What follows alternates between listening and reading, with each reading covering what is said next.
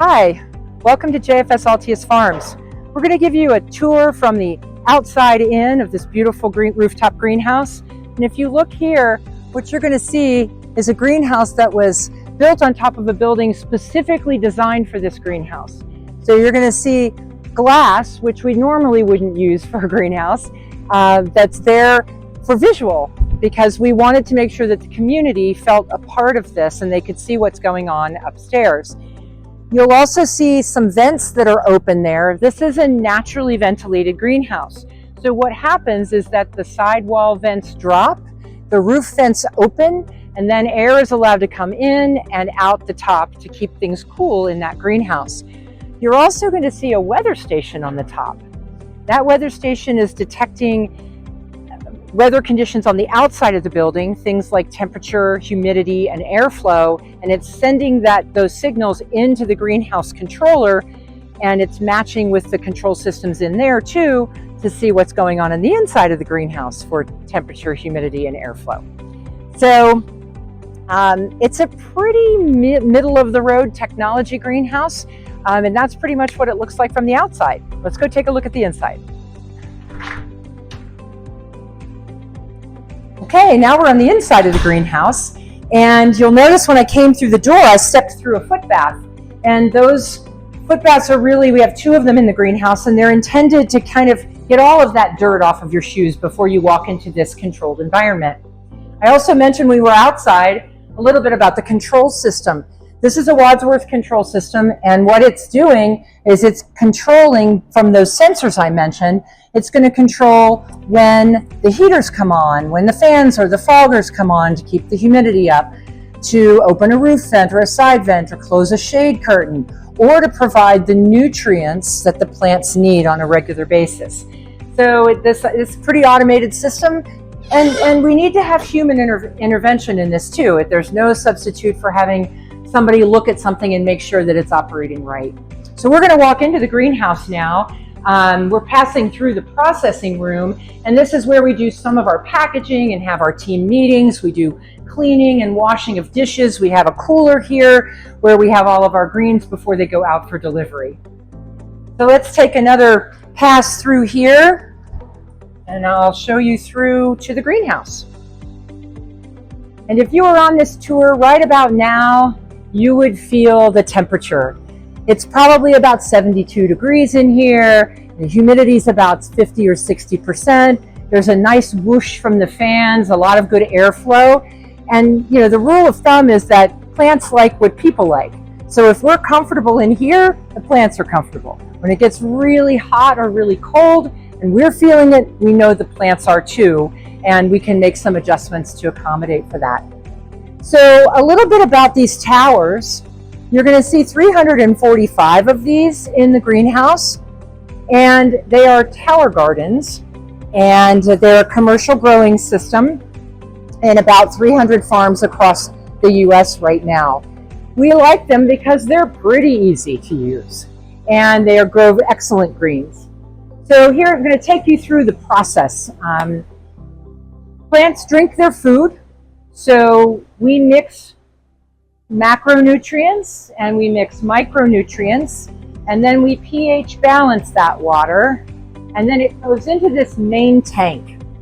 And depending upon the time of year, this automatic dosing system pools the right amount of nutrients and the pH balancer into the tank to make sure that it's then draining and feeding into each of these towers and giving the plants what they need. What's happening right now is the plants are getting watered. So, or just finishing getting watered, I should say. So what has happened here is that there's about a 20-gallon reservoir in the bottom, and there's a pump in the bottom, and it's connected to the base of this tower. And when the pumps are told to come on, they pump the water all the way to the top of this 9-foot, 6-inch tower, and it drips down, and it's directed towards each of these plant ports, and it will water the 52 plants that are in this tower. So we grow our plants in something called rock wool, and it's a spun basalt rock.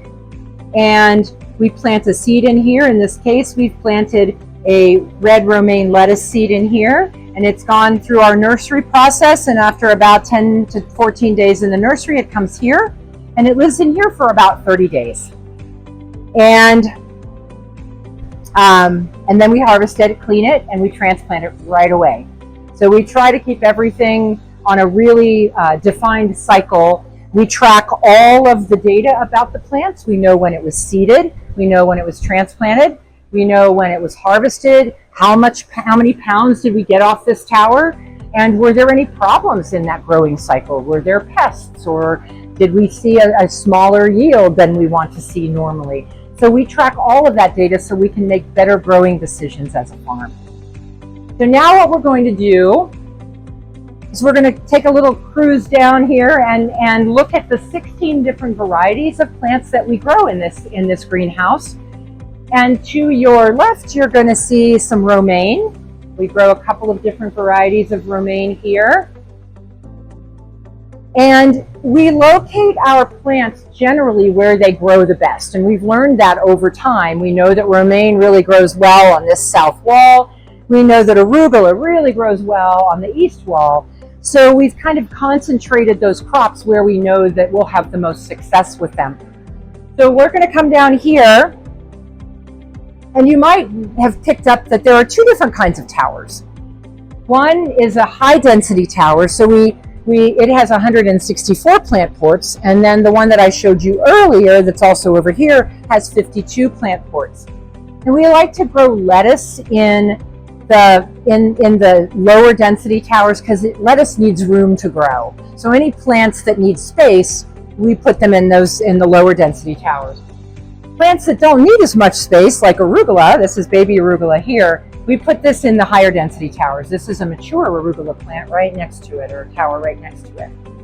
So we're going to walk down the arugula aisle. We're going to look at a brassica mix. This is a mix of mustards, and it's a really popular mix in our greenhouse. It's really pretty. You can see the red mustard and a green frilled mustard right there.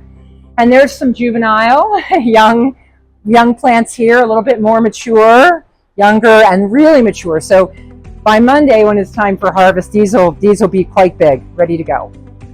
So we'll walk down here, take a look. From the outside of the greenhouse, you saw those sidewall vents, and they were lowered down. What you see in here now is a screen, and this is a wide open vent, so we're getting really good airflow in here right now and up through the top of the greenhouse. So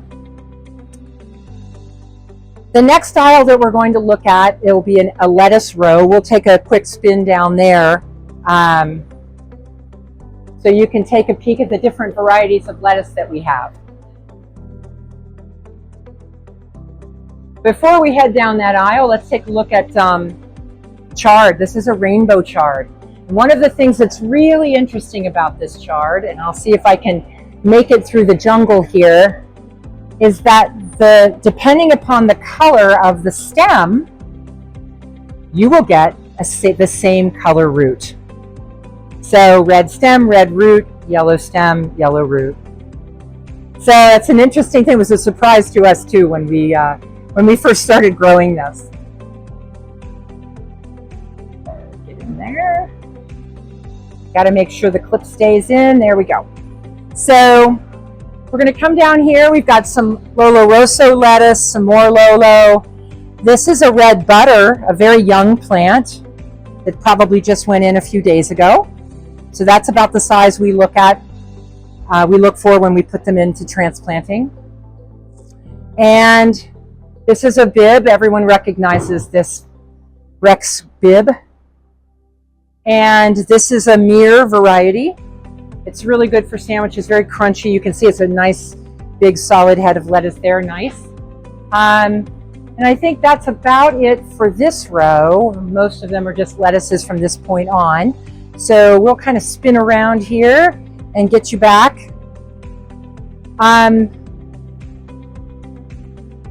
One of the things about growing in controlled environment that's really important is cleanliness. Most of us are outdoor gardeners, or many of us are outdoor gardeners.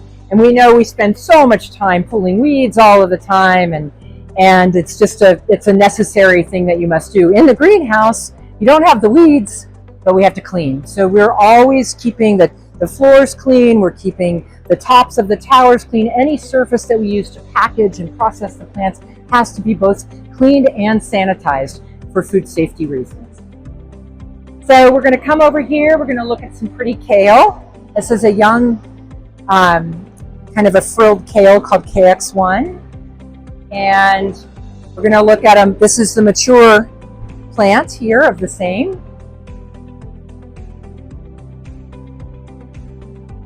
And now we'll take a look at everyone's favorite row, which is the basil row. So we grow a Genovese basil, and you can see these brand new plants have been in about a week. They've spent about 3 to 4 weeks in the nursery, and then they come in here, and they'll be in here for about 6 to 8 weeks. Most of our plants are 30 days, but basil we try to get a couple cuttings of if we can. So you can see more mature basil here. And then on down the row, most of this row in this area is basil. So now let's go take a look at propagation. So propagation is kind of our nursery where our seedlings start. And in this greenhouse, we have about 35,000 plant ports. And you look, and this is a plant port. So we have 35,000 of those plants to take care of at any point in time. But we have to be ready on when each one of them is scheduled to make sure we have enough seedlings to put in. So we track all of this with data in our data tools, and we make sure that we have plenty of plants in the nursery to be able to propagate those towers. And we have about 12,000 plants growing right now here in propagation to be ready for the rest of the towers. So let's take a look around here, and you can see the different varieties. They look a little different. You know, there's some lettuces down there. There's basil in the middle. Here's some parsley right there, and more lettuce. So here we are back in propagation in our seedling nursery. And so I mentioned earlier, we actually plant the seeds in this rock wool that's just pressed rock. And it's very dry. It feels like insulation from your house. And so we moisten this, and then we seed everything by hand. So we take these little spoons and we dump the necessary amount of seeds into each of the plant ports. And then they come to this table where they set out, and you can, some of these were seeded this week, and there's some of them are just starting to germinate in here. And then this is a look at some lettuce that was seeded last week that's now getting close to being ready to go into the tower. So about another 10 days, and this is ready to go in, maybe less, but this is a Lola Rosso just ready to go. So what the team does when they transplant is this rock wool just kind of breaks up. It breaks apart really very easily. So you can see this basil, it just rips apart, and then you just put it into the plant ports when you're ready.